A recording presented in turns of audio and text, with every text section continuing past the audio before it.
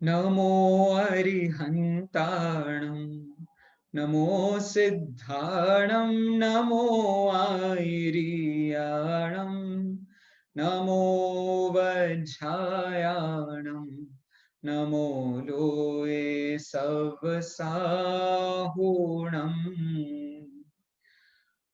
ओम कारण समय सार कार्य समय सारेभ्यो नमः।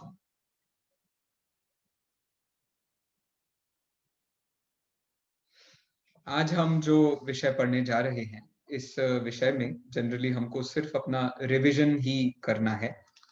रिवीजन करने से पहले थोड़ी-थोड़ी बात मैं इस सारे अपने तीनों टॉपिक्स पर कर लेना चाहता हूँ। आपकी परीक्षा 6 तारीख को मतलब कमिंग संडे को होगी। 8 से 9 उसका समय रखा है।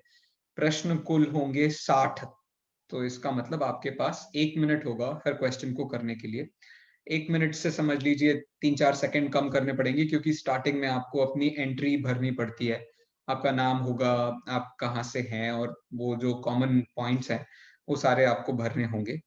और उसके बाद में सीधे-सीधे अपन पहुँच जाएँगे समझ लीजिए आपके क्वेश्चन्स पे। क्वेश्चन्स बिल्कुल सरल से सरल रखने की कोशिश की गई है क्योंकि विषय बहुत कठिन है। कुछ क्वेश्चन ऐसे होंगे जो डायरेक्टली बुक में जो परिभाषा दी हुई है, उसके आधार पर होंगे।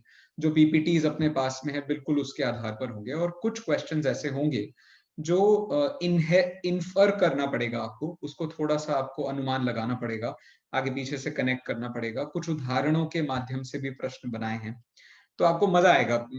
प्रश्न पत्र से आपको बहुत मज़ा आएगा। कुछ चीज़ें आपको ऐसी भी मिलेंगी, अरे! ऐसे भी सोचा जा सकता है इसके बारे में। तो एक आध ऐसा भी प्रश्न रखा गया है। चलिए, तो अब बहुत समय ना लगाते हुए मैं सबसे पहले हमने जो सबसे पहले विषय पढ़ा था वहीं से चालू करते हैं, निमित्त उपादान।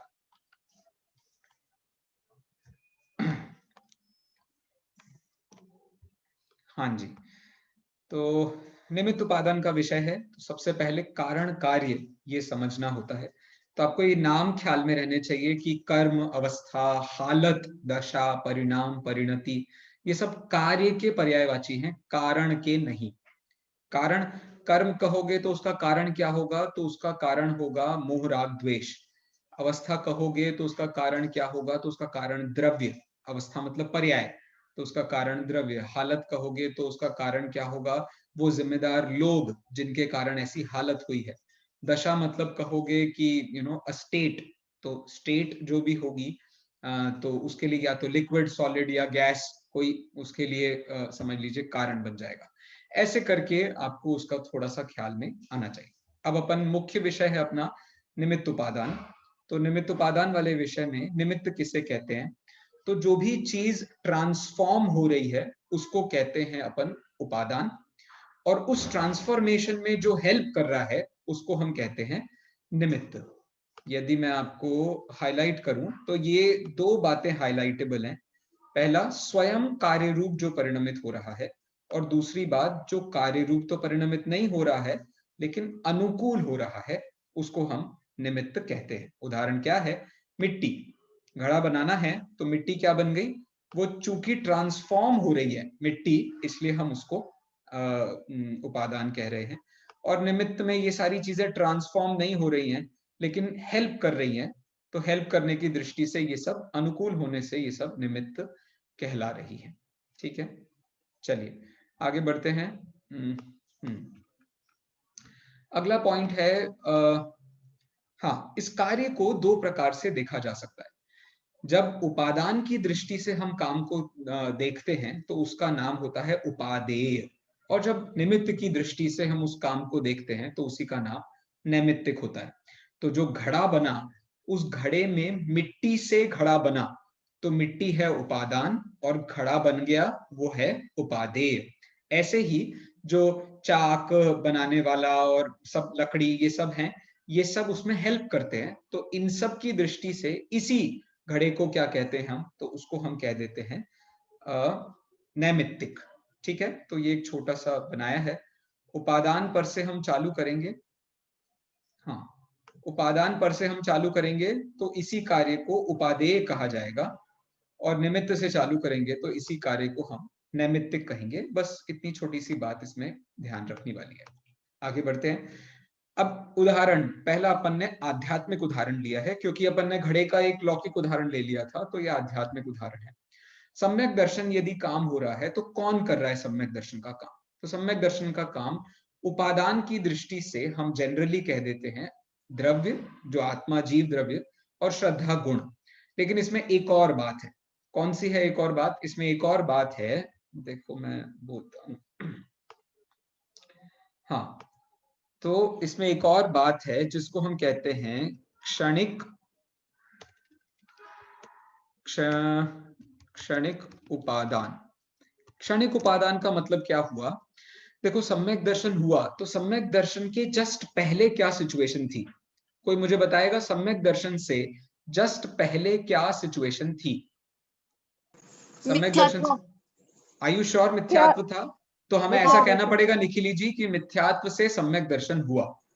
ऐसा कह सकते हैं हम मिथ्यात्व से सम्यक दर्शन होता है? ऐसा नहीं कह सकते हैं। इसलिए टर्मिनोलॉजी यूज करने वाली यह है गलता हुआ मिथ्यात्व। पॉइंट समझ में आया आपको? ऐसा मिथ्यात्व जो खत्म हो रहा था उसने सम्यक्त्व को जन्म दिया है। ऐसा मिथ्यात्व जो बढ़ रहा था, जो अपने चरम पर था, उसने सम्यक्त्व को जन्म नहीं दिया है। तो बस इस दृष्टि से तीन प्रकार के उपादान हुए। पहला आत्मद्रव्य, दूसरा श्रद्धा गुण, और तीसरा गलता हुआ मिथ्यात्व। ऐसा ही मिट्टी के साथ भी समझना चाहिए। ऐसा ही मिट्टी के साथ भी समझना चाहिए। मिट्टी में मिट्टी का जो द्रव्य मतलब सॉरी घड़ा बना तो उसमें मिट्टी तो है। अब मिट्टी कैसी? तो मिट्टी ऐसी गीली लबादा हुई मिट्टी वो ही बना सकती है घड़े को। अब आप दुनिया भर की कोई भी क्ले को ले आओगे, आप कुछ और को ले आओगे, आप किसी और चीज से बनाने की कोशिश करोगे या सूखी से बनाने की कोशिश करोगे तो नहीं बनेगा।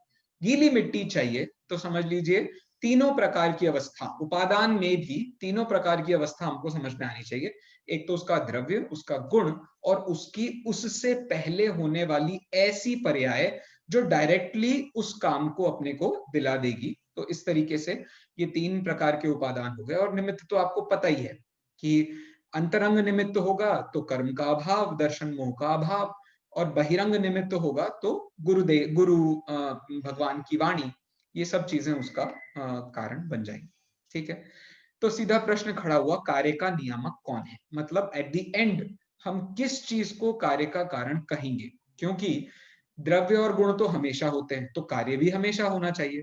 निमित्त हमेशा होता है। रात में अब वो सो रहा है कुम्हार, लेकिन चकला भी वहीं पड़ा है, कुम्हार भी वहीं है, डंडा भी वहीं पड़ा हुआ है, मिट्टी भी गीली रखी हुई है, सब कुछ है, तो बन जाएगा क्या? तो निमित्त भी हमेशा प्रेजेंट ही है, लेकिन फिर भी काम नहीं हो रहा है। तो क्या चीज कम है? तो उस चीज का आंसर सीधे सीधे शब्दों में कहा जाए तो देखिए ये है आंसर। आंसर क्या है? आंसर है, पहला तो आंसर ये है, क्षणिक उपादान ही कार्य का नियामक है। क्षणिक उपादानी कार्य का नियामक क्यों कह रहे हैं? क्योंकि वो उपादान की योग्यता उसी द्रव्य की है जिसको बदलना है। तो जिसको बदलना है उसी की योग्यता होने से आप दुनिया भर का कितना ही इकट्ठा कर लो, उसकी कितनी प्रोसेस इकट्ठी कर लो, लेकिन जिसमें ट्रांसफॉर्मेशन होना है उस पर काम करना पड़ेगा। जैसे सम्यक दर्शन प्राप्त करना है तो आप आत्म द्रव्य को भूल गए और आप गुरुदेव की सेवा सेवा में लगे हुए हो, आपको सम्यक दर्शन हो जाएगा क्या? तो ऐसे तो सम्यक दर्शन होगा नहीं। इसलिए आपको आत्म द्रव्य को ध्यान में रखकर भगवान की सेवा करनी पड़ेगी। सेवा का फिर मतलब क्या हुआ? सेवा का मतलब ये हुआ आपको उस भगवान पर भी वैसी श्रद्धा होनी चाहिए जैसी श्रद्धा आपको मतलब आत्म द्रव्य पर ऐसी श्रद्धा होनी चाहिए जैसी भगवान पर हुई है। आत्म द्रव्य पर वैसा ज्ञान होना चाहिए जैसा भगवान पर हुआ है, और वैसा ही आचरण भी, तो आपको भी मुक्ति प्राप्त हो सकती है। इसलिए क्षणिक उपादान। और यदि आपको निमित्त को मिलाकर के बात कहनी है तो देखिए ऐसे कहा जाए, सॉरी, तो ऐसे कही जाएगी बात, सहकारी कारण सापेक्ष। जो हेल्पफुल निमित्त हैं उनके सापेक्ष विशिष्ट पर्याय शक्ति। तो विशिष्ट पर्याय शक्ति हुई द्रव्य की, और उसमें सहकारी कारण हुआ निमित्त। तो इस दृष्टि से निमित्त उपादान को मिलाकर के कार्य हुआ, ऐसा भी कहने में आता है। ठीक है, स्वाति जी कुछ कह रहे हैं क्या? भैया सॉरी, मुझे भी पूछना था, हाँ बोलिए ना। ये विशिष्ट पर्याय कार्य शक्ति ये उपादान की ओर से होगा ना? अभी बता, उस पर अपन वापस जा रहे हैं। ये जो है ना अपना क्षणिक उपादान, हाँ, ये क्षणिक उपादान, इसको कहते हैं विशिष्ट कार्य शक्ति। अच्छा, ठीक ठीक है। है। बोलिए स्वाति जी। नहीं, भैया जी मैं तो ये बोल रही थी कि जो योग्यता इसमें आ रहा है ना, योग्यता से आपने बोला ना कि ढलती हुई मिट्टी, हाँ, गलता हुआ मिथ्यात्व मिथ्यात्व। और ढलती हुई मिट्टी, मतलब ये चीज हम्म, इसको योग्यता में लेंगे ना? बिल्कुल इसकी बिल्कुल, ये योग्यता। इसको योग्यता में भी ले सकते हैं। और देखो, बताता हूं, ये देखिए, क्षणिक उपादान भी दो प्रकार का होता है। ठीक है, क्षणिक उपादान में देखिए, सबसे पहला उपादान है अनंतर पूर्व क्षणवर्ती पर्याय। मतलब घड़ा जैसे बनने लगेगा ना, तो उसके स्टेजेस होते हैं बनने के। उसको जिनवाणी में ऐसे कहते हैं, स्थास, कोस, कुसूल, ऐसे स्टेजेस कहते हैं। इसका मतलब क्या हुआ कि पहले अपन ने उसको मिट्टी को रखा, गीली मिट्टी को, उसके बाद में उसको घुमाया, तो पहले अपन ने बाहर से उसको शेप दिया थोड़ा, फिर अपन ने अंदर उंगली डाल करके शेप दिया, और फिर उसके बाद में जब बिल्कुल एंड काम बचा था, उस एंड काम से पहले वाली जो सिचुएशन है, उसको अपन कहते हैं अनंतर पूर्व क्षणवर्ती पर्याय। क्योंकि द्रव्य है, वो पर्याय करेगा तो एक ही पर्याय एक बार में करेगा। तो एक बार में एक पर्याय करेगा तो पिछली वाली पर्याय कारण और अगली वाली पर्याय कार्य। ये तो हो गया अनंतर, ये तो हुआ गलता हुआ मिथ्यात्व, सम्यक्त्व को दे सकता है। ठीक है, दूसरी बात है तत्समय की योग्यता, जो कि स्वाति जी बता रही हैं। तत्समय की योग्यता का मतलब क्या होता है? उस समय पर, उसी समय जो होना है, वो उसी समय उसकी वैसी योग्यता। तो अब गलता हुआ मिथ्यात्व ने सम्यक दर्शन नहीं लगाया, इससे ऐसा नहीं कहा, ऐसा कहेंगे सम्यक्त्व की योग्यता ने सम्यक दर्शन दिलाया। समझ में आई आपको बात? तो सिर्फ यहां पर कहने का तरीका बदल गया। यदि मैं कहूं गलता हुआ मिथ्यात्व, तो ये हुआ पिछला स्टेज, क्योंकि सम्यक दर्शन हो गया, तो अब ना गलता हुआ मिथ्यात्व है, ना बढ़ता हुआ मिथ्यात्व, अब कुछ नहीं है, अब मिथ्यात्व है ही नहीं, अब है सम्यक दर्शन। तो सम्यक्त्व से पहले गलता हुआ मिथ्यात्व, तो इसको हम कहेंगे अनंतर पूर्व क्षणवर्ती पर्याय। ठीक है, और जब हम इस पर बात करेंगे कि किसने किसको दिलाया, तो भैया सम्यक्त्व ही सम्यक्त्व को दिला सकता है। सम्यक्त्व का षटकारक सम्यक्त्व में ही होता है, अपन को षटकारक भी विषय पढ़ना है, आगे आएगा। तो सम्यक्त्व ने ही सम्यक्त्व को जन्म दिया है। तो कौन से सम्यक्त्व ने? सम्यक्त्व की योग्यता ने सम्यक दर्शन को दिलाया है। आप तो अभी कह रहे थे कि गलते हुए मिथ्यात्व ने सम्यक्त्व को दिलाया है, तो उसका जवाब क्या है? गलते हुए मिथ्यात्व की योग्यता ने गलते हुए मिथ्यात्व को दिलाया है, और सम्यक्त्व की योग्यता ने सम्यक्त्व को दिलाया है। तो ये दोनों के बीच में डिफरेंस है। तो अब योग्यता आप कह दोगे, तो इससे आपको ये नहीं पता चलेगा कि प्रोसेस क्या है काम करने की। तो प्रोसेस जानना है तो आपको इस पर जाना पड़ेगा। किस पर जाना पड़ेगा? अनंतर पूर्व पर जाना पड़ेगा। और आपको यदि शांति चाहिए जिंदगी में, जो हो रहा है सो होने दो, अपने को ज्यादा दिमाग नहीं लगाना है, तो ये आपके लिए काम का है। कोई कुछ कह रहा था? कोई कुछ कह रहा था ना बीच में? नहीं, चलिए। भैया जी, हाँ, इन दोनों के बीच में जो भी होता है ना, इसको पकड़ना बहुत सूक्ष्म बात है। मतलब ढलता हुआ मिथ्यात्व और सम्यक्त ने सम्यक्त को दिलवाया, ये ये सब अपन बहुत। अपन इस पर पूरी बहुत विस्तार से बात करेंगे। षट कारक जब अपना चैप्टर आएगा, बहुत अच्छे से विस्तार से अपन इस पर बात करेंगे। आप बिल्कुल चिंता मत कीजिए, कुछ भी ऐसा नहीं होगा जो छोड़ दूंगा मैं, सारा का सारा खत्म करके ही मानेंगे अपन। चलिए, अब जो अपन बात कर रहे हैं, उपादान के दो प्रकार होते हैं, त्रिकाली और क्षणिक। तो जैसे द्रव्य और गुण हैं, ये तो हमेशा पैदा रहते हैं, इनको कभी पैदा होने की जरूरत नहीं है, तो उसको अपन त्रिकाली कहते हैं। और क्षणिक में जिसको पैदा होने की जरूरत होती है, उस अपेक्षा से उसे क्षणिक कहते हैं। क्षणिक अनंतर पूर्व और तत्समय की योग्यता, ये दो नाम है। निमित्त को बहुत प्रकार से बताया गया है। जैसे मैं आपको कुछ नाम बताता हूँ, उदासीन और प्रेरक, ये भी निमित्त का नाम है। अंतरंग बहिरंग, ये तो अपने दोनों लिखे ही हुए हैं। भाव भाव भी निमित्त होता है। भाव भाव मतलब मिथ्यात्व के अभाव से सम्यक्त्व हुआ। तो अब इसको भी आप क्या कहोगे, इसको भी आप निमित्त कहोगे ना, इसको कारण कहोगे। तो उस दृष्टि से सविकल्पता के अभाव में निर्विकल्पता होती है, तो इस तरीके से अभाव वाला भी बताया जाता है। तो और क्या, रिएक्शंस होते हैं ना, रिएक्शंस केमिस्ट्री में अपने रिएक्शंस होते हैं, तो उसमें भी अपन ऐसे ही बताते हैं। जैसे कि हाइड्रोजन गैस और ऑक्सीजन गैस, ये दोनों अपना रूप जो गैसियस फॉर्म है उसको छोड़ करके नेसेंट ऑक्सीजन के प्रेजेंस में वो कन्वर्ट हो जाता है वाटर में, H2O में वो कन्वर्ट हो जाता है। तो उस तरीके की बात। तो त्रिकाली उपादान मतलब भैया जी, जो, ये भाव अभाव तो अपने में लगता है ना, तो फिर ये निमित्त नहीं नहीं नहीं, ये अंतरंग तो निमित्त। सिचुएशनल, ये तो सिचुएशनल है। भाव भाव मतलब the one that exists and one that does not exist. तो जैसे मुझे बताओ दिन कैसे हुआ, तो रात गई रात तो के दिन अभाव हुआ, से। तो ये अभाव से, इस तरीके से। तो सिर्फ यहाँ भाव अभाव वो भाव भाव नहीं है जो अपन ने भाव अभाव में पढ़े हैं। समझ रहे हो आप अच्छा, मैं क्या कह रहा हूँ? ठीक है। चलिए और आगे बढ़ते हैं। त्रिकाली उपादान इज क्लियर। जैसे कपड़े को जानने रूप कार्य में जीव द्रव्य या उसका ज्ञान गुण, ये क्या है, तो ये उसके त्रिकाली उपादान है। कपड़े को जानना है तो ये एबिलिटी आपके पास कब है, तो ये आप निगोद में थे तो भी आपके पास एबिलिटी थी, आप सर्वज्ञ हो गए हो, सिद्ध हो गए तो भी आपके पास वो एबिलिटी है, जानने रूप एबिलिटी। तो द्रव्य और गुण उसमें वो कैपेबिलिटी है। क्षणिक उपादान बेसिकली पर्याय रूप काम करता है। तो कपड़े को जानने से एक सेकंड पहले आपने जो कपड़े का सामान्य अवलोकन किया था, अवग्रह किया था, ईहा की थी, उसको हम क्या कहेंगे, पूर्व, तत्क्षण के पूर्व अवस्था। तो अब समझ लीजिए ईहा खत्म हुई, या ईहा ने जो जाना था उसने वो सारा का सारा जानना जब अवाय को समर्पित कर दिया तो हमें जानना हो गया। इस तरीके से इसको हम कहते हैं अनंतर पूर्व क्षणवर्ती पर्याय। और फिर बचा हमारा तत्समय की योग्यता, मतलब जिस समय जो कार्य होना है उस समय द्रव्य या गुण जिस रूप में ट्रांसफॉर्म हो गया है उसको हम कहते हैं तत्समय की योग्यता।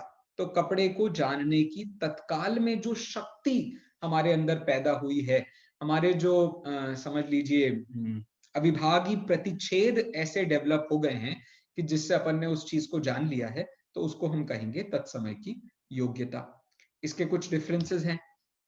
स्वभाव की उपस्थिति बताता है त्रिकाली उपादान, और विधि प्रोसेस की सिचुएशन बताता है क्षणिक उपादान।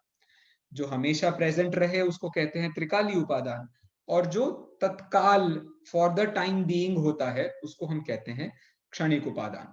तो स्वभाव से सिद्ध होना ये तो समझ लीजिए हमारे पास हमेशा से है एबिलिटी, लेकिन क्षणिक उपादान रूप काम कब होगा, जब 14वें गुणस्थान का अंतिम समय खत्म होगा और जीव सिद्ध अवस्था को प्राप्त होगा, तो पर्याय में उसको सिद्धत्व की प्राप्ति हो जाएगी।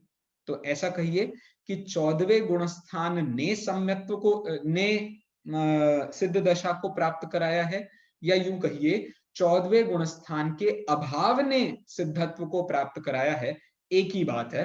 तो वो सिर्फ एंगल देखने का अलग हुआ, बात एक ही है। अब निमित्त कारण किसे कहते हैं, तो प्रेरक निमित्त उसे कहते हैं जहां पर आपकी इच्छा होती है, जहां पर कोई वर्किंग होती है।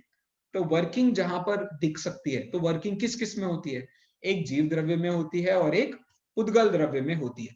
मैंने इसको उठाया, तो मैंने इसको उठाया है, इसलिए इसमें भी चलने फिरने की एबिलिटी चाहिए, और मैंने उठाया है तो मुझ में भी चलाने फिराने की, चलने फिरने की एबिलिटी चाहिए। तो इस दृष्टि से हुआ चलना चलाना। और इसे किसने चलाया है, तो इसे चलाया है धर्म द्रव्य ने। तो वो क्या कहलाएगा, वो कहलाएगा उदासीन निमित्त कारण। ठीक है, तो जिसमें खुद की इच्छा नहीं होती है, खुद में सक्रियता नहीं होती है। देखो ना, यदि धर्म द्रव्य चल करके कहीं जाना चाहे तो वो कहीं जा सकता है? धर्म द्रव्य कभी चल करके कहीं खुद जा सकता है क्या? वो पूरे के पूरे जो 3 लोक में उसकी संख्या एक ही है, तो अब एक ही होने से तो वो जाए तो बेचारा जाए कहाँ, तो उसके पास कोई जगह ही नहीं है जाने की, इसलिए वो निष्क्रिय होता है, वो अपनी जगह पर जैसा का वैसा बना रहता है। लेकिन पुद्गल वो होशियारी दिखा सकता है, जीव होशियारी दिखा सकता है, तो इसलिए वो सक्रिय बन जाते हैं। बस कहने की बात है। अब अंतरंग और बहिरंग निमित्त, जो हमको समझ में आ जाए उसको कहते हैं बहिरंग, और जो हमको समझ में न आए, हिडन हो, इंटरनल हो, उसको हम कहते हैं अंतरंग। जैसे कर्मों का क्षय उपशम होना, कर्म, अब कर्मों का क्षय उपशम भी अभी कर्मों की अपेक्षा से बात कर रहे हैं अपन, तो कर्म हो गया अंतरंग कारण, और उसका जो रिफ्लेक्शन लाइफ में मिला, जैसे मुझे ज्ञानावरणी कर्म का क्षय उपशम हुआ, तो मैंने क्या किया, मैंने इसे जाना, ये जो काम हुआ है इसको हम अंतरंग और बहिरंग निमित्त की अपेक्षा से कह देते हैं। इस प्रकार से अपन ने पूरा विषय ये देख लिया है। बाकी सारी बातें इसमें एक्स्ट्रा हैं, आप चाहे तो एक बार खुद ही इसको खोल करके पढ़ लेंगे तो पूरा विषय आपके ख्याल में आ जाएगा। So we are done with this particular. तो आपको कोई निमित्त उपादान के संबंध में प्रश्न हो तो प्लीज बताइए, कोई क्वेश्चन या कुछ। भैया जी वापस अंतरंग और बहिरंग बताइए ना। हाँ, अंतरंग का मतलब होता है इंटरनल। तो जैसे आपको जो जानने की एबिलिटी आ रही है वो तो आपके ज्ञान गुण में है, ठीक है, लेकिन ज्ञान गुण का जब तक उस संबंधी कर्म का क्षयोपशम नहीं होगा तो आप नहीं जान पाओगे। तो वो कर्म का क्षयोपशम होना क्या है, वो है अंतरंग कारण। लेकिन अब जानना है तो जानना किसी चीज को होता है ना, तो जिस भी चीज को होता है वो क्या बन जाता है, वो उसका बहिरंग कारण है। तो ये सब साइमल्टेनियसली वर्क कर रहे हैं। अपना ज्ञान गुण में होने वाली ऐसी अवस्था जिससे कि आप जान पा रहे हो, मतलब उसका क्षणिक उपादान, फिर उस कर्म का क्षयोपशम, और साथ में वो वस्तु का वहां होना, ये चारों चीजें एक साथ वर्क करती हैं, तब जाकर के आप किसी एक चीज को जान पाते हो। तो उसमें अंतरंग बहिरंग निमित्त, उसमें त्रिकाली उपादान, क्षणिक उपादान, सब कुछ होने पर आप उस हिसाब से इस पूरे विषय को अपन ने देखा है। ठीक है, चले गुणस्थान पे चले सभी। चलिए तो गुणस्थान की ओर चलते हैं अपन। कहाँ गया रे, चलिए। गुणस्थान का विषय है, सूक्ष्म विषय है, लेकिन थोड़ा सा अपन समझने की कोशिश करेंगे। गुणस्थान को अपन सूक्ष्म इसलिए कह रहे हैं क्योंकि हमें गुणस्थान दिखते नहीं है। जीव तो दिखता है, ज्ञान दिखता है, उसको जानना समझ में आता है, सब चीजें हमको समझ में आती हैं, लेकिन चूंकि वो दिखते नहीं है इसलिए हम गुणस्थान विषय को सूक्ष्म कहते हैं। अब इसमें और दूसरी इंपॉर्टेंट बात क्या है, ये जो कर्मों के साथ संबंध है जीव का, वो उपादान उपादेय का संबंध नहीं है, निमित्त नैमित्तिक का संबंध है। ये बात बहुत ज्यादा मार्मिक है। निमित्त उपादान का संबंध होने का मतलब यह हुआ, कर्म के स्पर्श रस गंध वर्ण उसके पास हैं, जीव के ज्ञान दर्शन चारित्र उसके पास हैं, ये दोनों मिक्स नहीं होते हैं। लेकिन ऐसी सिचुएशन आत्मा के साथ बन जाती है कि जिस सिचुएशन में कर्मों को एक फेवरेबल एनवायरमेंट मिल जाता है साथ में रहने के लिए, उस फेवरेबल एनवायरमेंट के कारण दोनों साथ में एक जगह पर रहते हैं। इस तरीके की बात इस विषय से हमको समझनी चाहिए। ठीक है, सीधे चलते हैं अपन पहले गुणस्थान, या अच्छा गुणस्थान के नाम पर चलते हैं। तो गुणस्थान क्या है, तो गुणस्थान द्रव्य है। गुणस्थान मतलब द्रव्य गुण पर्याय का अभेद है, सिर्फ पर्याय नहीं है गुणस्थान, द्रव्य गुण पर्याय का अभेद ही गुणस्थान है। कोई बता सकता है कैसे? मैंने आपको क्लास में रेफरेंस दिया था कि इसको मैं पर्याय नहीं कह रहा हूं, द्रव्य गुण पर्याय का अभेद कह रहा हूं। ऐसा क्यों, कोई बताएगा? क्योंकि वो धैर्य, आई मीन धैर्य, आई मीन सॉरी, कुछ बदल नहीं होने वाला, आई मीन फाइनल है। अच्छा दैट वे भाव है एक्चुअली, इसलिए नहीं, मैं ये बता रहा था कि गुणस्थान का मतलब, हाँ गुणस्थान का मतलब होता है, गुण का मतलब हुआ भाव, और गुण का स्थान मतलब द्रव्य। तो गुण जहां रहता है उसका नाम स्थान बता रहे अपन, तो मिथ्यात्व जहां रहता है, तो मिथ्यात्व कहाँ रहता है, तो मिथ्या दृष्टि गुणस्थान बन गया। ऐसे सासादन सम्यक्त्व, ये हुआ भाव, और ये भाव कहाँ रहता है, सासादन सम्यक दृष्टि, तो उसके सम्यक दृष्टि पने में, मतलब वो जीव है बेसिकली गुणस्थान। ये बात जो मैं कह रहा हूं, ये गोमटसार जीव कांड में एक लाइन है, वो लाइन ये है, जीवा ते गुण संज्ञा, वो जीव ही गुण संज्ञा वाले हैं। तो ऐसा कह करके ये बताया जा रहा है कि पर्याय नहीं, वो द्रव्य ही समझ लीजिए गुणस्थान है। ठीक है, फिर गुणस्थान कहाँ होते हैं, तो प्रति समय की पर्याय में होते हैं। गुणस्थान कब से हैं, अनादिकाल से हैं। क्यों भैया, क्योंकि हम सब अनादिकाल से एक बहुत बड़े महाराजा गुणस्थान के नाम से जी रहे हैं। क्या नाम है उस गुणस्थान का, तो उसका नाम है मिथ्या दृष्टि। मिथ्या भैया दृष्टि के, हाँ एक मिनट भैया, बोलो। गुण स्थान में मतलब ये होता है ना कि अपने परिणामों का बदलना, हाँ है ना। हाँ, अच्छे परिणाम, जैसे परिणाम अपने ऊंचे होते जाएंगे तो अपने गुण स्थान चढ़ते जाएंगे। तो परिणामों परिणाम, का ऊंचा होना अकेला ऐसा नहीं कह सकते हैं। इसमें दो बातें हैं, अभी आएगी, इसमें आ जाएगी बात भले ही। दो बातें हैं, एक तो श्रद्धा भी और चारित्र भी। तो श्रद्धा को जनरली परिणाम नहीं कहा जाता है, परिणाम जनरली चारित्र को कहा जाता है। तो अभिप्राय और परिणाम आप ऐसा कह सकते हो। अभिप्राय मतलब अपने जो अंदर भाव चलते हैं, नहीं, अपना ऐसा। जो इंटेंशन है किसी चीज के पीछे। हम्म, जैसे जैसे एक टीचर ने बच्चे को मारा, तो टीचर ने बच्चे को क्यों मारा, ये जब जब इसका आंसर मिलता है, तो अब यदि एक बच्चे ने दूसरे बच्चे को मारा होगा तो उसे पनिशमेंट मिलेगी, लेकिन टीचर ने बच्चे को मारा होगा तो उसे पनिशमेंट नहीं दी जाती है। लेकिन क्या मारना सही है, तो मारना सही नहीं है। तो चारित्र की अपेक्षा से मारना ही सही नहीं है। और श्रद्धा की अपेक्षा से कहें तो टीचर ने बच्चे को मारा है तो सिर्फ इसलिए मारा है क्योंकि टीचर बच्चे को चाहता है कि वो अच्छे से पढ़ाई कर ले, उसका मन इधर उधर जा रहा था तो वो सिर्फ तो समझाना चाहता। भैया इसमें चेंजिंग हो रही है तो इसमें पर्याय का चेंजिंग नहीं होगा क्या, नहीं पर्याय नहीं, को नहीं देखो बोल। ऐसा है, मिथ्या दृष्टि कह रहे हैं तो इसमें द्रव्य भी है, गुण भी है, पर्याय भी है। ये मैं स्टार्टिंग से बोल रहा हूं। पर्याय को छोड़कर बात नहीं कर रहे हैं अपन, पर्याय को मिलाकर बात कर रहे हैं। लेकिन ये बताना चाह रहे हैं कि गुणस्थान का मतलब जीव होता है। जब गुणस्थान का मतलब जीव होता है तो एक ऐसी प्रकार की जाति के पर्याय या परिणाम या भाव जो कि मिथ्यात्व को पैदा करते हैं, तो उस मिथ्यात्व को पैदा करने वाले को गुणस्थान नहीं कहते हैं, जिस जीव में वो पैदा हो रहे हैं उसको गुणस्थान कहते हैं। अपन ये बात कर रहे हैं, ठीक है।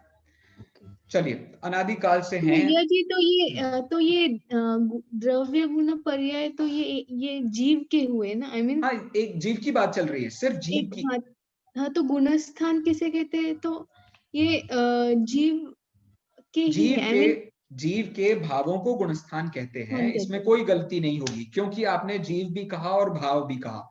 लेकिन आपने कहा सिर्फ भाव गुणस्थान होते हैं, तो ऐसा नहीं है। जीव के भाव गुणस्थान होते हैं का मतलब जीव ही उन भावों रूप परिणमित होकर के गुणस्थान संज्ञा को प्राप्त करता है, ऐसा एक्चुअल उसका मतलब है। ठीक है, ये सब तो फिर। भैया ये तो हाँ पर्यायी हुई ना। हाँ, नहीं पर्याय नहीं, अरे कहाँ पर्याय हुई यार, ये तो द्रव्य गुण पर्याय का मिलाकर हुआ ना। क्योंकि वो जो देखो, परिणमत पर्याय हमको दिखती है, भाव रूप। पर्याय हमको पता चलती है, इसलिए हमको ऐसा लग रहा है कि वो पर्याय है, क्योंकि पता चल रही है वो। क्योंकि मिथ्यात्व भाव पर्याय में नजर आ रहा है। लेकिन क्या मिथ्यात्व भाव सिर्फ पर्याय से ही पैदा हुआ है? वो श्रद्धा का भी दोष है, वो चारित्र का भी दोष है, वो जीव का स्वयं का परिणाम होने से, उस दृष्टि से उसको वहां पर इतनी बात अपन कह रहे हैं, और कोई बात नहीं है। मैं आगे चलूं? निखिली जी, चले आगे। ये जो भावों में हाँ भैया। चेंजेस हुए वही पर्याय हुई ना। भावों में जो चेंजेस आ रहे हैं वो पर्याय हुई, एग्जैक्टली। तो भावों में जो चेंजेस हो रहे हैं वो चेंजेस को गुणस्थान नहीं कहते हैं, वो जीव जो ट्रांसफॉर्म हो रहा है उसको गुणस्थान कहते हैं। इतनी बात मैं कह रहा था। देखिए यहां भी है, जीव पृथक पृथक प्रतीत होते हैं, उन्हें गुणस्थान कहते हैं। तो उस दृष्टि से सिर्फ देखने की दृष्टि बदल रही है और कोई बात नहीं बदल रही है। तो इसमें क्या क्या चीजें होती हैं, तो उदय, उपशम, क्षय, क्षयोपशम, ये सब तो 12वें गुणस्थान तक इंपॉर्टेंट है, और उसके बाद योग इंपॉर्टेंट है। इस तरीके से हम कहते हैं श्रद्धा और चारित्र की प्लस योग का जो परिणमन होता है उसको हम गुणस्थान कहते हैं। तो इसमें इंपॉर्टेंट बात क्या है, देखिए इसमें इंपॉर्टेंट बात है हाँ, इसमें इंपॉर्टेंट बात है मोह और योग के निमित्त से। समझ रहे हैं? इसमें इंपॉर्टेंट बात श्रद्धा और चारित्र गुण क्यों नहीं है निखिली जी? मोह और योग की वजह से। नहीं, श्रद्धा और चारित्र गुण क्यों इंपॉर्टेंट नहीं है? वो गुण है। नहीं, श्रद्धा और चारित्र गुण की वजह से ही हो रहा है मोह और नहीं, योग। नहीं, मैं ये कह रहा हूं जो मोह होता है वो होता है श्रद्धा और चारित्र वाला, योग श्रद्धा और चारित्र वाला नहीं होता है। तो यदि आपको गुणस्थान पर बात करनी है तो श्रद्धा और चारित्र अकेले पर बात करना ठीक नहीं है, आपको ऐसे बात करनी पड़ेगी श्रद्धा चारित्र प्लस योग। तो इन तीनों को मिलाकर के आपको गुणस्थान पर बात करनी पड़ेगी, बस इतना ही मैं कह रहा हूं। लेकिन सच तो यही है कि दुनिया को परेशान जिसने करके रखा है वो योग नहीं है, जिसने परेशान करके रखा है वो मोह ही है। उस दृष्टि से मोह को हाईलाइट करके ये परिभाषा बन जाती है श्रद्धा और चारित्र गुण की तारतम्य अवस्था। टेक्निकली स्पीकिंग मोह और योग ही इसका करेक्ट आंसर है। ठीक है, और आगे बढ़ते हैं। तो ये गुणस्थानों के नाम हैं, आप सबको ऑलमोस्ट पता होंगे। तो गुणस्थान जाति की अपेक्षा 14 होते हैं, वैसे परिणामों की अपेक्षा असंख्यात होते हैं। परिणाम मतलब जो क्वांटिफाइबल परिणाम है, जो अवधि ज्ञान मनपर्य ज्ञानी मुनिराजों को जो हमारे परिणाम पता चलते हैं और वो परिणामों को हमें बता सकते हैं, उस दृष्टि से इसको हम असंख्यात कहते हैं। यहाँ परिणाम पूरी तरीके से ठीक नहीं है, लेकिन अभी फिलहाल समझने के लिए ये बिल्कुल ठीक है। और जीवों की संख्या की अपेक्षा से कहें, वो भावों की संख्या की अपेक्षा से कहें, तो अब देखो ना, जीवों की संख्या पर बात कर रहे हैं, लेकिन असली में वो जो गुणस्थान का भाव है वो जीव की संख्या से भी है, गुणों की संख्या से भी है और पर्यायों की संख्या से भी। कैसे? अब मिथ्यात्व गुणस्थान की पर्याय होगी और यदि वो अंतर मुहूर्त भी रहेगी तो उसमें अनंत समय नहीं हो जाएंगे तो उसके हिसाब से पर्याय से भी अनंत कहो आप, गुण से भी समझ लीजिए अवस्था से भी कहो, और इस हिसाब से भी आप कह ही सकते हो। फिर और आगे बढ़ते हैं। तो मिथ्यात्व किसे कहते हैं? तो भैया उल्टी मान्यता को मिथ्यात्व कहते हैं। मिथ्यात्व के कारण ही दुनिया में सारे के सारे गड़बड़ ये आदमी करता है। और उसमें अंतरंग निमित्त कौन है सोनिया जी? मिथ्यात्व में अंतरंग निमित्त कौन है? मोह। अरे मिथ्यात्व कर्म का उदय। हाँ, मिथ्यात्व कर्म, कर्म आ गया ना तो वो अंतरंग निमित्त हो गया। और बहिरंग निमित्त कौन है? तो पूरी दुनिया जिस चीज को देख रहा है उस पर मिथ्यात्व लग रहा है, जिस चीज को देख रहा है उस पर मिथ्यात्व कर रहा है। वैसी बात है, अपन लोग अपनी अपनी बात ही कर रहे हैं ओके। और इसमें क्षणिक उपादान क्या रहेगा? हमारा हमारा वो परिणाम जिसके कारण हम उस मोह को पैदा करवा रहे हैं, आश्रव जिसको कहते हैं ना अपन, आश्रव। और हाँ। फिर इसमें त्रिकाली उपादान तो नहीं लगेगा, क्योंकि हमें ऐसा नहीं लगेगा उपादान ना। तो नहीं। उपादान, देखो उपादान का मतलब, त्रिकाली उपादान का मतलब ऐसा हुआ कि ये योग्यता, कौन सी योग्यता? मिथ्यात्व पूर्वक परिणमित होने की योग्यता हमारे पास कब से है? हमेशा से है और हमेशा तक रहेगी, लेकिन अब सिद्ध अवस्था में वो कभी प्रकट नहीं होगी। बस इतनी बात है। चलिए आगे बढ़ते हैं। देखो ना, योग्यता पर बात करो तो आपको ये समझ में आ जाता है कि मिथ्यात्व भी अपनी योग्यता से है और सम्यक्त्व भी अपनी योग्यता से है, लेकिन अब हम हैं जो चूज करते हैं उसके बीच में हाउ टू लिव। चलो, सासदन सम्यक दृष्टि, इसकी बात करते हैं। तो औपशमिक सम्यक्त्व से जब नीचे गिरते हैं तो ये अवस्था पैदा होती है, और इस अवस्था में जो भी परिस्थितियां बनती हैं वो सारी परिस्थितियों के लिए सबसे इंपॉर्टेंट कैच लाइन है विराधना सहित परिणाम। जब आप सम्यक्त्व की विराधना करते हो तो आपको इस गुणस्थान की शक्ल देखनी पड़ती है, वरना इस गुणस्थान की शक्ल बहुत ही कम लोग देखते हैं और बहुत ही कम परिस्थितियों में ये पाया जाता है। क्योंकि जरूरी नहीं है ना कि औपशमिक सम्यक दर्शन से गिरे तो सीधे दूसरे में ही आए, पहले में भी आ सकता है। बहुत महान आदमी हो तो पहले में भी आ सकता है, तीसरे में आ सकता है, तीसरे से पहले में आ सकता है, तो दूसरे में आने के चांसेस बहुत ही रेयर है। चलिए, अब ये जो गुणस्थान, हाँ जी रश्मि जी, दूसरे में नहीं आ सकते क्या भैया जी? नहीं, मैं कह रहा हूँ रेयर हैं, जो chances are rare. I am not saying आता नहीं, आता ही नहीं होता तो फिर तो ये गुणस्थान ही क्यों रखते अपन। तो ये समझ लीजिए। अब किस कारण से वो गिरा है, तो अनंतानुबंधी की किसी एक कषाय का उदय आने के कारण से वो नीचे गिर गया है। ये बात आपको यहाँ देखने को मिल जाएगी। ये रहा। एक पूछना था कि द्वितीय उपशम से जब गिरता है तब भी दूसरे गुणस्थान में आ सकता है? देखिए, द्वितीयोपशम से गिरने का मतलब वो पहले देखो, द्वितीयोपशम से गिरा तो वो सबसे पहले कहाँ आएगा, सातवें गुणस्थान में आएगा। ठीक है, तो सातवें गुणस्थान में ही उसका उपशम चेंज होकर के क्षय उपशमिक हो गया है, तो चांसेस ही नहीं है। द्वितीयोपशम चारित्र संबंधी उपशम है सम्यक्त्व का उपशम, लेकिन चारित्र संबंधी है। जब सम्यक्त्व संबंधी उपशम से गिरता है तब दूसरा गुणस्थान आता है, तो चारित्र संबंधी उपशम से नहीं, सम्यक्त्व संबंधी उपशम से ही वो आता है, तब आता है। तो इसमें कुछ कैच वर्ड्स हैं। कैच वर्ड्स इसमें क्या क्या हैं देखो। पहला तो अनंतानुबंधी की किसी एक कषाय का उदय आया, जिसमें उसने सम्यक्त्व की क्या की, विराधना, और उसके कारण उसको क्या हुआ, तत्व का अश्रद्धान, और इससे आ गया सासादन गुणस्थान। ठीक है, चलो और आगे बढ़ते हैं। तीसरा गुणस्थान क्या कहता है? तीसरा गुणस्थान कहता है कि ऐसी अवस्था जहां सम्यक्त्व मिथ्यात्व दोनों साथ में रहते हैं, इसको कहते हैं मिश्र परिणाम। जहां सम्यक मिथ्यात्व दोनों साथ में रहते हैं, उस अवस्था का नाम है सम्यक मिथ्यात्व मिश्र गुणस्थान।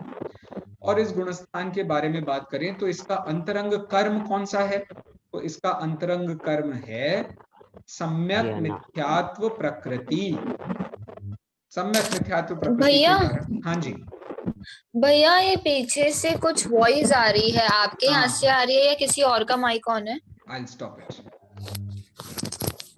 आजकल जरा ध्यान नहीं जा रहा ना मेरा, शुद्धोपयोग में रहने लगा हूं मैं आजकल। चलिए आगे बढ़ते हैं। अविरत सम्यक्त्व किसे कहते हैं? अविरत सम्यक्त्व को भी समझना बहुत ही सरल है। अविरत सम्यक्त्व में देखिए कुछ बातें क्या क्या हैं। अविरत सम्यक्त्व में सबसे पहली बात तो ये है, जिस व्यक्ति की श्रद्धा सही हो गई है लेकिन जिसने संयम प्राप्त नहीं किया है, उसको कहते हैं हम अविरत सम्यक दृष्टि। दो वर्ड्स है ना, अविरत और सम्यक्त्व। तो सम्यक्त्व मतलब जिसकी श्रद्धा ठीक हो गई है, मतलब जिसका इंटेंशन ठीक हो गया है। तो अब जिसका इंटेंशन ठीक हो गया है, ऐसा बच्चा अपने फेलो स्टूडेंट्स को नहीं मार सकता है, लेकिन जिसका इंटेंशन ठीक हो गया है, ऐसा टीचर तो बच्चों को मार सकता है। समझ आ रही है आपको बात? ये इतना सा बस अंतर है, क्योंकि उसने दूसरों को मारने का, दूसरों को परेशान करने का किसी भी प्रकार का भाव सिर्फ संकल्प से खत्म किया है, विरोध से, उद्योग से आदि से उसने खत्म नहीं किया है। इसलिए इस दृष्टि से अपन उसको यहाँ पर ले रहे हैं। और आगे चलते हैं। देखो इसी में कुछ बातें हैं, इसकी परिभाषा दो अलग अलग एंगल से दी गई है।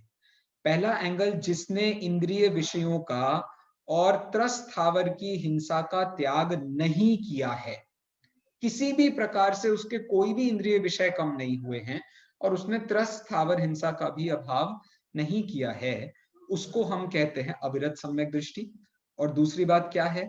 जिसने तत्व का सच्चा श्रद्धान प्राप्त कर लिया है, जिसे वास्तविक वस्तु स्वरूप समझ में आ गया है, उसको हम अविरत सम्यक दृष्टि कहते हैं। इसमें कर्मों की अपेक्षा से क्या होता है? तो कर्मों की अपेक्षा से अनंतानुबंधी का अप्रशस्त उपशम और दर्शन मोहनीय की जो तीन प्रकृतियां हैं, उनका या तो होता है उपशम या होता है क्षय या होता है क्षयोपशम। इस दृष्टि से ये जो पूरी की पूरी अवस्था है वो इस गुणस्थान की बन जाती है। देश विरत किसे कहते हैं भैया? जिसने थोड़ा सा इंद्रिय विषयों को छोड़ दिया है, जिसने थोड़ा सा त्रस्थावर की हिंसा का अभाव कर दिया है, उसको हम क्या क्या कहते हैं? उसको हम देशव्रती कहते हैं। अब देशव्रती को बताने के लिए भी अपने पास में क्या क्या ऑप्शंस हैं, तो देखो बड़ा सरल है ये भी।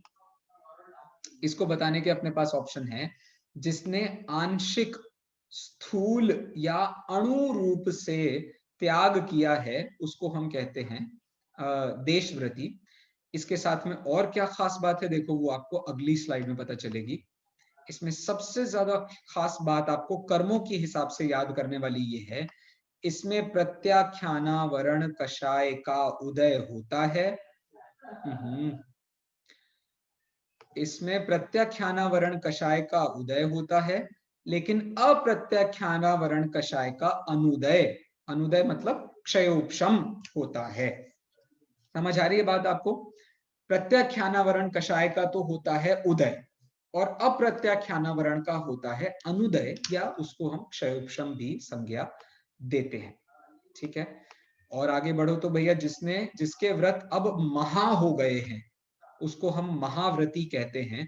मुनिराज जो हमारे भैया एक मिनट, अभी आपने बताया कि प्रत्याख्यान का उदय,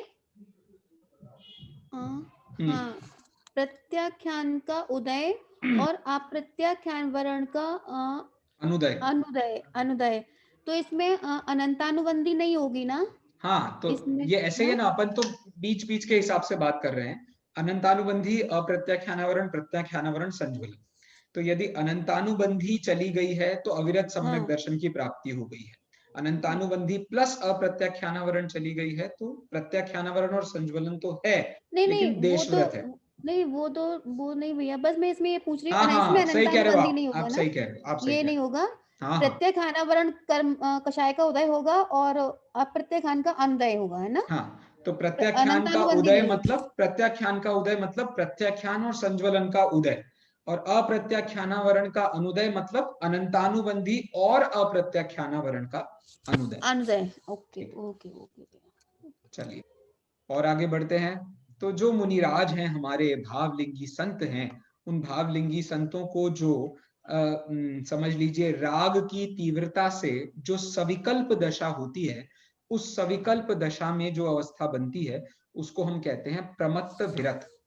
तो जिसने थोड़ी असावधानी रखी है, लेकिन ऐसी असावधानी नहीं है कि जिससे वो किसी भी प्रकार से दूसरों की हिंसा करे और किसी भी प्रकार से इंद्रिय विषयों में प्रवृत्ति करे। तो जिसकी ऐसी अवस्था बन गई है उसको हम कहते हैं प्रमत्त विरत। इस गुणस्थान में क्या होता है? तो इस गुणस्थान में वही होता है जिसकी मदद से हम जिनवाणी पढ़ समझ पा रहे हैं, मतलब वो मुनिराज जिनवाणी लिख पाते हैं इस गुणस्थान के कारण। तो ये गुणस्थान समझ लीजिए उस प्रकार से बहुत कार्यखाई गुणस्थान भी है। यदि ये गुणस्थान मुनिराजों की अवस्था में न आए तो वो दीक्षा नहीं दे पाएंगे, वो हम सब का कल्याण करने के लिए जिनवाणी नहीं लिख पाएंगे, इस प्रकार के कार्य नहीं हो पाएंगे। इस दृष्टि से हम इस गुणस्थान को समझते हैं। इस गुणस्थान में अनंतानुबंधी, अप्रत्याख्यानावरण और प्रत्याख्यानावरण, इन तीनों कषायों का तो हो जाता है अनुदय, ये हो जाती है चुप, और जो कषाय काम करती है जिसका उदय होता है उसका नाम है संज्वलन, और संज्वलन की भी होती है इसमें तीव्रता। तो संज्वलन की तीव्रता होने से ये गुणस्थान तैयार हो जाता है। अप्रमत्त विरत क्या है? तो जो निर्विकल्प शुद्धोपयोग की अवस्था है वो जब मुनिराजों की हो जाती है, वो ध्यान में लीन हो जाते हैं, वो ऐसी अवस्था में चले जाते हैं कि वो सांसारिक तत्वों से बिल्कुल परे हो जाते हैं, ऐसी अवस्था का नाम अप्रमत्त विरत है। और इसमें संज्वलन का मंद मंद उदय चलता रहता है, थोड़ा थोड़ा उसका उदय चलता रहता है। फिर इसके बाद आती है श्रेणी। श्रेणी दो प्रकार की होती है, एक उपशम श्रेणी और एक क्षपक श्रेणी। उपशम श्रेणी में क्या होता है? तो उपशम श्रेणी में उपशम होता है कर्मों का, जो प्रकृतियां बची है ना कर्मों की, अनंतानुबंधी की तो कर दी विसंयोजना, और बाकी की जो कर्म बचे हैं उनका धीरे धीरे करके जिसमें उपशम होता है उसको हम उपशम श्रेणी कहते हैं, और जिसमें उन प्रकृतियों का क्षय होता है उसको हम क्षपक श्रेणी कहते हैं। अपूर्व करण में तैयारी हो जाती है जिससे कि उपशम या क्षय जिन प्रकृतियों का करना है उन प्रकृतियों को तैयार किया जाता है। मतलब मैं उदाहरण मुझे बहुत गंदा याद आ रहा है लेकिन फिर भी दे देता हूं। जैसे बलि की जाती है तो पहले उसको तैयार किया जाता है, फिर उसके बाद में उसकी बलि होती है। तो ऐसे ही अपूर्व करण गुणस्थान में पहले उन कर्मों को तैयार किया गया है, फिर 9वें गुणस्थान से धीरे धीरे करके उनका क्षय करना प्रारंभ होता है। देखिए इस भैया जी एक क्वेश्चन था। हम अनंतानुबंधी प्रत्याख्यान अप्रत्याख्यान वर्ण इस सब का क्षय बोल सकते हैं या अनुदय ही बोलना है? देखिए क्षय इसलिए नहीं बोल सकते हैं क्योंकि वो तो हाँ, क्योंकि वो अवस्था जो होगी अनंतानुबंधी के तो विसंयोजना की अवस्था होती है, उसको नाम विसंयोजना दिया गया है। बाकी के जो कर्म हैं उनका या तो क्षय होगा तो 12वें गुणस्थान में क्षय होगा। उससे पहले तो उनकी जो भी अवस्था है उस सब का एक नाम है क्षय उपशम, और ऐसा ही उपशम के साथ 11वें गुणस्थान में होगा उपशम, तो उससे पहले जो भी अवस्था है उस सब का नाम भी क्षय उपशम ही है। तो श्रद्धा संबंधी क्षयिक का भाव हो सकता है लेकिन उपशम श्रेणी चढ़ने से औपशमिक भाव भी है। समझ रहे हैं आप? तो इसलिए अनुदय बोला है। हाँ, इसलिए अनुदय शब्द का प्रयोग करना ज्यादा उचित होता है क्योंकि उदय का ऑपोजिट तो अनुदय। तो अब कुछ भी कहने की जरूरत नहीं है, ना तो क्षय कहने की जरूरत है, ना उपशम कहने की जरूरत है, और कुछ कहने की जरूरत नहीं है। 9वां गुणस्थान है। 9वें गुणस्थान ये जब शपक श्रेणी चढ़ते हैं तो एक्चुअली फिर 8वें गुणस्थान में प्रत्याख्यानावरण अप्रत्याख्यानावरण इनका क्षय नहीं हो जाता क्योंकि स्वजलन होता है, इनका क्षय होता है, लेकिन क्षय का इंटेंशन कहाँ है?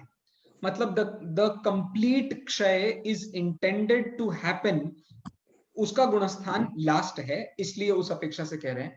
और देखिए उदय जो है वो उदय उसका 10वें गुणस्थान में भी होता है। कई कषायों का उदय 10वें गुणस्थान में भी होता है, लेकिन ऐसा उदय होता है जो नवीन बंध को नहीं इनवाइट कर पाता है, इसलिए उसका नाम अपन सूक्ष्म सांप्राय कहते हैं, और वहां पर नया बंध नहीं होता है। उदय तो फिर भी वहां पर पाया जाता है। तो जहां उदय पूरी तरीके से खत्म हो गया है उसको ही अपन क्षय कह सकते हैं। उससे पहले तो उसकी अवस्था को अपन क्षय उपशम ही कहते हैं। ये मतलब उसका सामान्य नियम ही ऐसा है। हाँ जी बोलिए ललिता जी।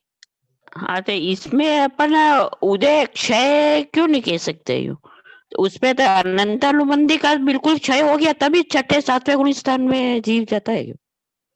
ये जरूरी तो नहीं है ना, अनंतानुबंधी के अप्रशस्त उपशम से भी 6वां 7वां गुणस्थान हो सकता है, उसके पूरे क्षय की आवश्यकता नहीं है। जैसे श्रेणी पर चढ़ना है तो फिर अनंतानुबंधी के क्षय करके जाते हैं। अब क्षय कैसा होता है पता है आपको? इसका क्षय ऐसा बिल्कुल होता है, नष्ट होना। नहीं नहीं नहीं, ऐसा होता ही नहीं है, ऐसा होता ही नहीं है। कैसे होता है? तो अनंतानुबंधी उसका पूरी तरीके से नाश तो सीधे 12वें गुणस्थान में ही होगा। क्यों? क्योंकि अनंतानुबंधी का भी, हाँ बताता हूँ कैसे।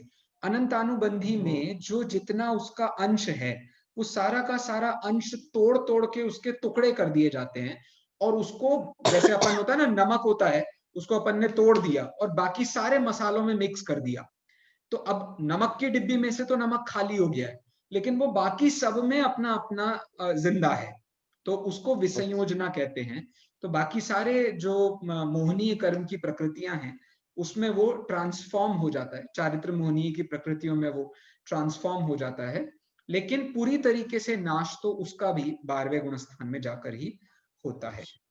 ठीक है, तो ये हो गया। हाँ जी, तो ये हो गया अपना 8वां गुणस्थान, जिसमें संज्वलन का कैसा उदय होता है? तो संज्वलन का बिल्कुल मंद मंद तर, जो इसको मंद तर कहते हैं अपन, तो गुड बेटर बेस्ट। तो सेकंड जो स्टेट होता है वो कंपैरेटिव जो डिग्री होती है सुपरलेटिव से पहले, वो वाली अवस्था है ये अपूर्व करण गुणस्थान की। अनिवृत्तिकरण जो है वो गुणस्थान सुपरलेटिव डिग्री का अवस्था है। इस अवस्था में क्या होता है? इस अवस्था में बिल्कुल मंदतम उदय पाया जाता है। देखिए कहां गया? अरे अरे किसी को दिख रहा है क्या? संज्वलन का मंदतम उदय, सॉरी मुझे दिख नहीं रहा है, लेकिन होना चाहिए यहाँ कहीं। तो जिसमें संज्वलन का मंदतम उदय होता है, इस 9वें गुणस्थान में उपशम और क्षय का कार्य चालू हो जाता है। मतलब धीरे धीरे करके प्रकृतियों में जो उनको टाटा बाय बाय बोलना चालू हो जाता है। उस दृष्टि से ये गुणस्थान कहा गया है। ये देखिए 9वें गुणस्थान में उपशम और क्षय का कार्य चालू हो जाता है, इस हिसाब से बात हुई। फिर इसके बाद में इसके बाद की अवस्था है 10वां गुणस्थान। इस 10वें गुणस्थान में क्या होता है? तो इस 10वें गुणस्थान में कषायों की ऐसी अवस्था बन जाती है कि वो नवीन बंध को बांधते नहीं है, लेकिन सत्ता और उदय में पाए जाते हैं। देखिए संज्वलन संबंधी सूक्ष्म लोभ कषाय का सत्ता या उदय पाया जाता है, और इसीलिए इस गुणस्थान को सराग अवस्था का अंतिम गुणस्थान कहा है। राग युक्त जो अवस्था है उसका ये अंतिम गुणस्थान पाया जाता है, क्योंकि इसके बाद या तो उपशम हो जाना है या क्षय हो जाना है, तो उस दृष्टि से ये अंतिम अवस्था है। इस अवस्था में जैसे 6वें गुणस्थान में तीव्र था, 7वें गुणस्थान में मंद था, 8वें गुणस्थान में मंदतर था, और 10वें गुणस्थान में 9वें गुणस्थान में मंदतम था। तो बताओ 10वें गुणस्थान में क्या होगा? मंदतम से भी कम, उसको कहते हैं सूक्ष्म। समझ गए आप? तो इस दृष्टि से मंदतम भी होगा तो भी वो स्थूल है, लेकिन जहां मंदतम से भी कम हो गया है तो उसको अपन सूक्ष्म कहते हैं। इस प्रकार की बात यहां हुई। और फिर इसके बाद में उपशांत मोह है। तो ये उपशम श्रेणी में जो पूर्ण वीतरागता है, इसमें भी देखिए ध्यान देने वाली बात यह है, यहां पर भी पूर्ण वीतरागता होती है। ये मानने की बात नहीं है कि भैया उपशम से तो गिर जाता है तो यहाँ वीतरागता नहीं होगी, ऐसा नहीं। फिर इसको एक उदाहरण से बताते हैं। उदाहरण की अभी फिलहाल अपने को आवश्यकता नहीं है। क्षीण मोह मतलब इसमें पूरी तरीके से वीतरागता ऐसी हो गई है कि अब वो वीतरागता कभी राग रूप परिणमित नहीं हो पाएंगी। इस अवस्था का नाम है क्षीण मोह अवस्था। इसमें सारे जितने भी मोहनीय के नाम से जितने कर्म थे वो सारे के सारे खत्म हो जाते हैं। 7 कर्म जैसे के वैसे मतलब 7 कर्म बने रहते हैं, लेकिन ये एक मोहनीय नाम का कर्म चला जाता है। इसीलिए श्रद्धा और चारित्र गुण की अब सारी तारतम्यता इस गुणस्थान के बाद खत्म हो गई। फिर क्या हुआ भैया इस गुणस्थान के बाद? इस गुणस्थान के बाद सयोग केवली की अवस्था आई। इसमें समझने वाली बात क्या है? यहाँ पर योग सहित अवस्था है। योग सहित अवस्था होने के कारण इसको अपन सयोग केवली कह रहे हैं। इसके बाद अयोग केवली की अवस्था है। इनको योग बिल्कुल भी पाया नहीं जाता है, और ये अयोगपना सिद्ध में भी कंटिन्यू होता है। इसलिए इसको भी अपन समझ लीजिए अयोग की अपेक्षा से इसमें भी अपन श्रेष्ठता मानते हैं। इस प्रकार की। हाँ जी भैया जी, ये सहयोग और अयोग को थोड़ा क्लियर करो। हाँ देखिए, काय वांग मनः कर्म योगः। तो कर्म का योग मतलब मन वचन काय की क्रिया, इसको कहते हैं योग। और जहां मन वचन काय की क्रिया नहीं होती है उसको कहते हैं अयोग।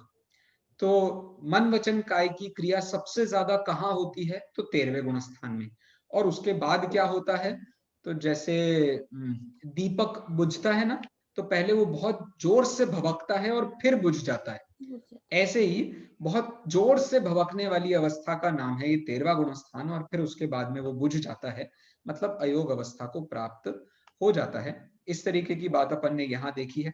टाइम मेरे पास में सिर्फ 4 मिनट बचा है, तो अब मैं आपको बिल्कुल शॉर्ट में ये बता देता हूं कि अपना देवागम स्तोत्र वाला जो विषय है उसमें थोड़ी ध्यान करने वाली बातें क्या क्या हैं, वहीं से चालू करते हैं अपन। तो सबसे पहली जो अपनी कारिका है उसमें कह रहे हैं कि हे भगवान, आपको मैं इसलिए नमस्कार नहीं करता हूं क्योंकि आपके पास क्या होता है? आपके पास अतिशय होते हैं, इसलिए मैं आपको नमस्कार नहीं कर रहा हूं। ये क्योंकि ये अतिशय तो मायावी लोगों में भी पाए जाते हैं। फिर और मैं आपको किसके कारण नमस्कार नहीं करता हूं, तो देखो वो कहते हैं और मैं इसलिए आपको नमस्कार नहीं करता हूं क्योंकि ये जो अंतरंग और बहिरंग में जो दैवीय समझ लीजिए आपके गुण पाए जाते हैं, अतिशय पाए जाते हैं, वो भी रागादि युक्त अन्य देवों में पाए जा सकते हैं, इसलिए भी मैं आपको नमस्कार नहीं करता हूं। फिर आपको और किस लिए नमस्कार नहीं करता हूं मैं, आपको इसलिए भी मैं नमस्कार नहीं करता हूं क्योंकि ये जो आपका हितोपदेशीपना है, ये हितोपदेशीपना तो और भी लोगों में पाया जाता है, इसलिए मैं आपको नमस्कार समझ लीजिए नहीं करता हूं। लेकिन मैं आपको नमस्कार करता हूं, किसकी अपेक्षा से करता हूं, क्योंकि आपकी बात में आपस में विरोध नहीं है, आप नित्य और अनित्य धर्म को एक साथ मानते हो, फिर भी आपकी बात में विरोध नहीं है क्योंकि अपेक्षा से बात होती है। अंत में उन्होंने ये कहा, हे भगवान, आपको नमस्कार करने का मेरा सबसे पहला कारण ये है कि आपने, मैं सीधे आपको चार्ट पर ले जाता हूं तो आसानी होगी समझने में। हाँ, तो हे भगवान, मैं आपको क्यों नमस्कार करता हूं, क्योंकि आपने इस जगत में जितने भी पदार्थ हैं उन सब पदार्थों को जान लिया है, उसमें कोई भी ऐसा आपका भाव नहीं रहा है कि जो आप नहीं जानते। आप में वीतरागता पूरी तरीके से प्राप्त हो गई है, आप वीतरागी हो गए हैं। युक्ति और आगम से आपकी बात कभी भी झूठी नहीं होती है, युक्ति और आगम से जो आपकी बात है वो कभी झूठी नहीं होती है, और आपका जो शासन है वो अनेकांत वाला है। इस प्रकार से ये जो आप में जो ये तीन गुण हम मानते हैं, वीतरागता, सर्वज्ञता और हितोपदेशिता, इन्हीं गुणों को पिछले छंदों में बताया गया। चौथे छंद में आपको वीतरागता गुण से बताया गया, पांचवें छंद में आपको सर्वज्ञता गुण से बताया गया, और छठवें छंद में आपकी हितोपदेशिता को हाईलाइट करके आपकी बात की गई है। इस तरीके की बात के कारण हम आपको नमस्कार करते हैं। और जो सातवां छंद है वो पूरे के पूरे इस विषय को अपने आप में समेट करके ये बता रहा है कि जो एकांतवादी लोग हैं उनमें वो बात नहीं है, क्योंकि आप में ये वीतरागता, सर्वज्ञता, हितोपदेशिता गुण हैं, इसलिए आप महान हो। जिनमें ये गुण नहीं है वो सिर्फ अपने आप को चिल्ला चिल्ला करके कहते हैं कि मैं आप्त हूं, मैं आप्त हूं, मैं आप्त हूं, लेकिन वास्तव में उनमें आप्तता नहीं पाई जाती है।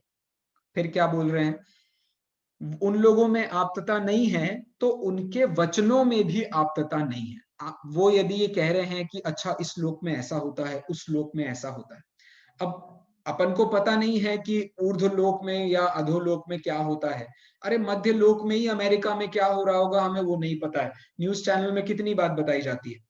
तो अब ये सारी बातें भगवान बता रहे हैं अपन को, तो हम कैसे मानेंगे कि वो सही बोल रहे हैं?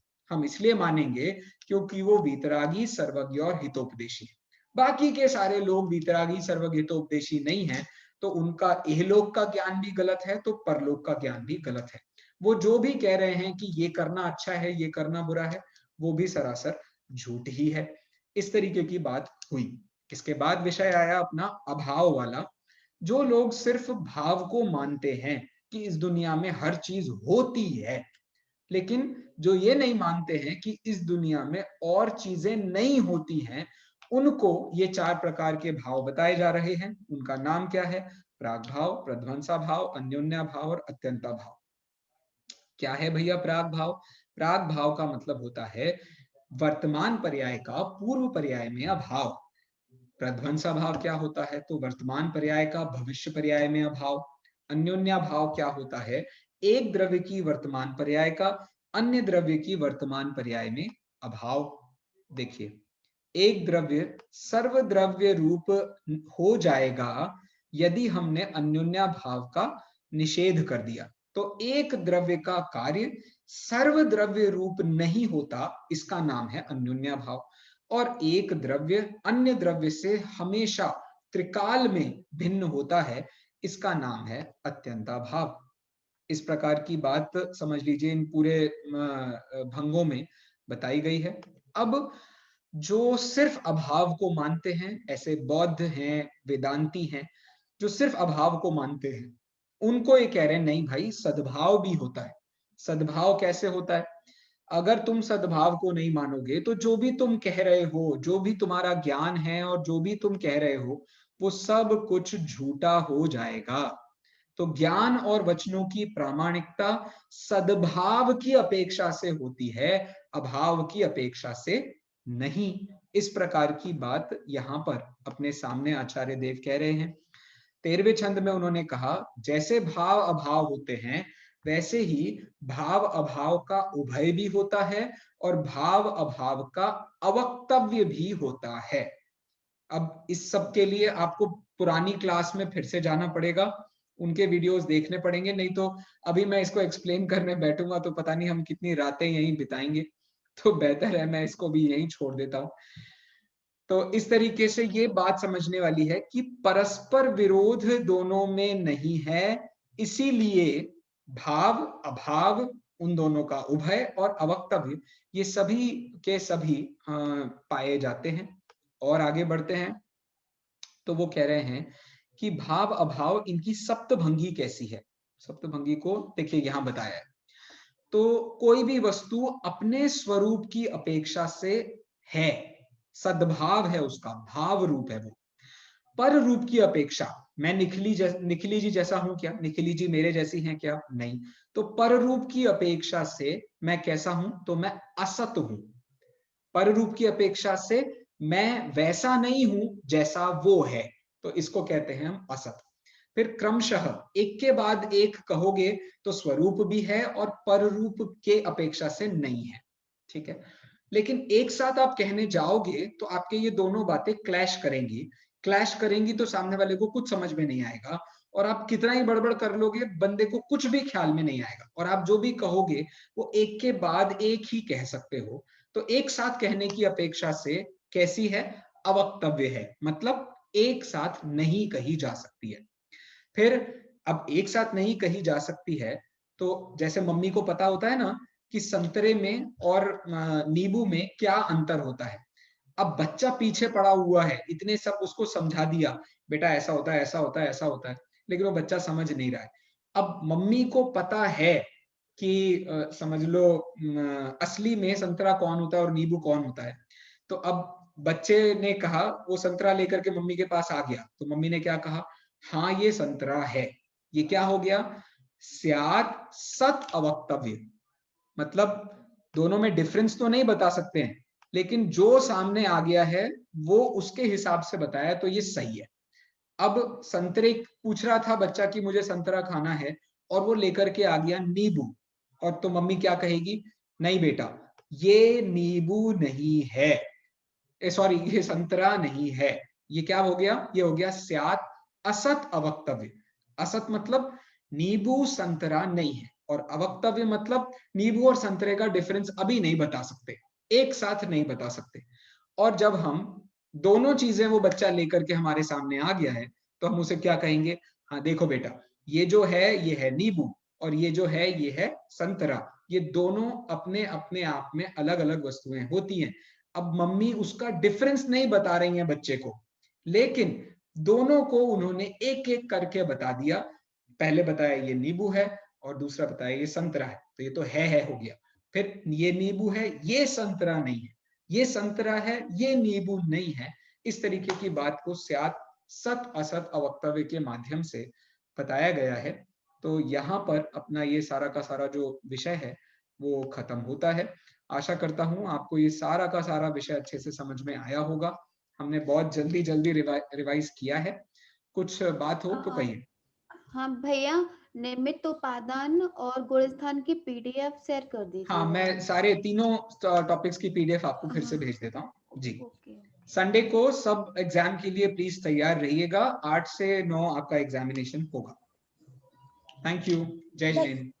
हाँ भैया ये देवागम स्तोत्र पे कैसे क्वेश्चन आ सकते हैं? ऐसे ही ये जितना लॉजिकल जितनी बातें अपन ने की है, आपको लॉजिक्स के हिसाब से क्वेश्चन आ जाएंगे। जैसे मैंने पूछा कि जो युगपत रूप से वस्तु के धर्मों को बताने में समर्थ नहीं है, ये कौन सा भंग है? तो मैंने ऑप्शन दे दिया। हाँ, मैंने आपको 4 ऑप्शन दे दिए पहले 4 भंगों के, आपको चौथे ऑप्शन पर क्लिक करना है। ऐसे बहुत है क्वेश्चंस का, तो कुछ भी बन सकता है। ठीक है भैया पर पेपर ये से समझ श्लोक में आएंगे नहीं क्या इसमें? नहीं नहीं नहीं नहीं, देवांगम नो श्लोक, लेकिन हाँ आप याद करके सुनाओ तो मेरी तरफ से आपको गिफ्ट मिलेगा। नहीं, मैंने पढ़ाई नहीं की थी इसमें यूं कोई बात देवागम नहीं, स्तोत्र में। कोई बात नहीं, सारे मैं ऑब्जेक्टिव क्वेश्चन हैं, आपको कोई भी परेशान करने वाली बात नहीं है, सब समझने वाली बात की अपेक्षा से ही प्रश्न बने हैं। ठीक है। हाँ जी। भैया खुद को भी समझ में आ जाएगा कि हमें कितना समझ में आया। अरे पेपर नहीं, देके। ये तो समझ लीजिए संसार की हाँ। रीत ही है ये तो। ठीक है, जय जिनेंद्र, मिलते हैं जय परीक्षा जिनेंद्र। वाले दिन। जय जिनेंद्र। जय जिनेंद्र।